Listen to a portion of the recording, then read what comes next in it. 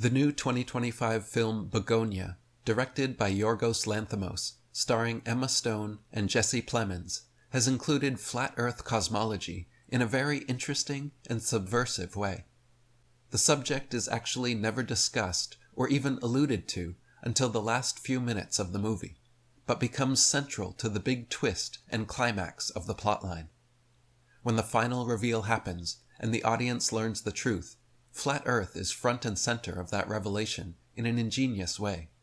Reading and listening to interviews, I haven't been able to find if Yorgos Lanthimos is a flat earther himself, sympathetic to the idea, or simply included it tongue-in-cheek, but I found the way it was utilized in the film to be a great example of how this topic can be effectively introduced and included in modern artwork.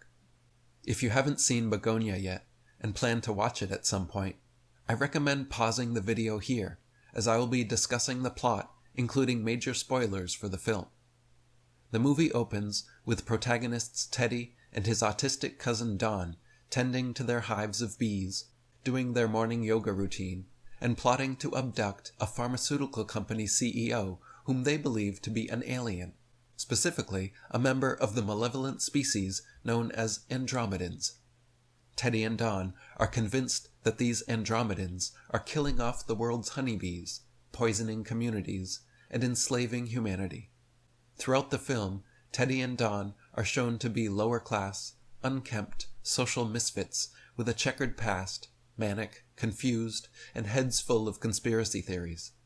They are not presented as reliable narrators, and every claim they make sounds questionable at best.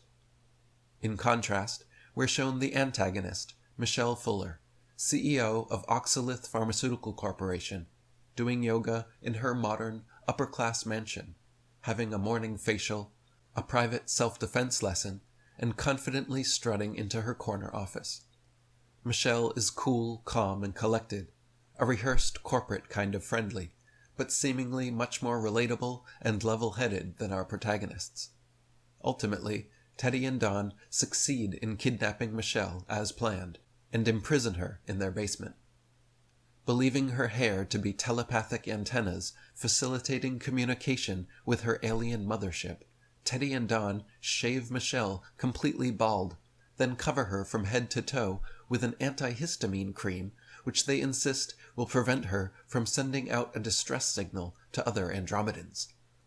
Teddy then explains that she has 4 days to negotiate a meeting with her emperor before an upcoming lunar eclipse, which will allow the Andromedan mothership to enter Earth's atmosphere undetected.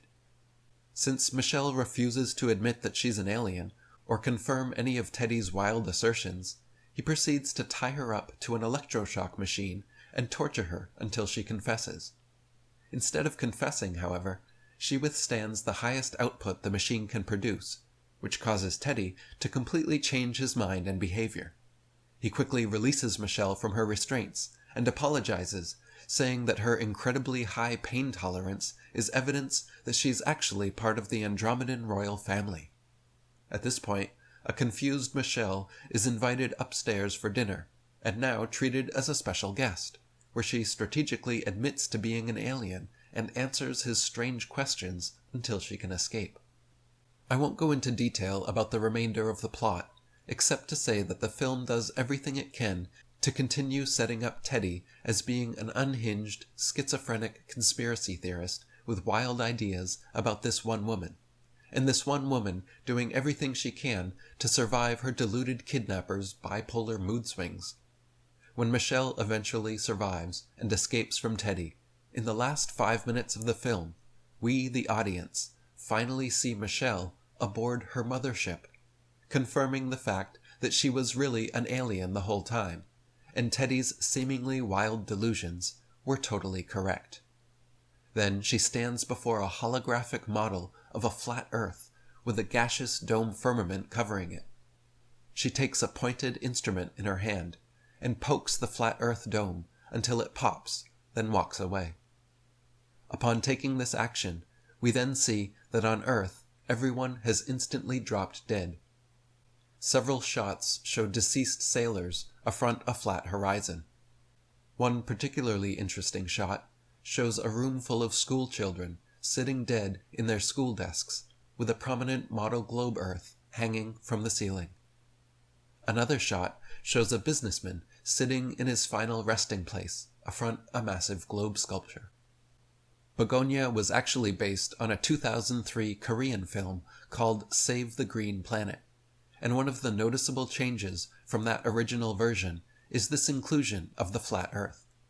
In Save the Green Planet, when the Andromedan returns to the mothership and destroys the Earth is depicted as a globe and explodes similar to the Death Star in Star Wars.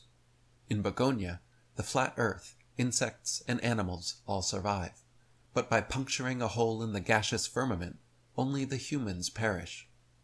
Exactly what this means is open to speculation, but it goes to show how important this truth could potentially be.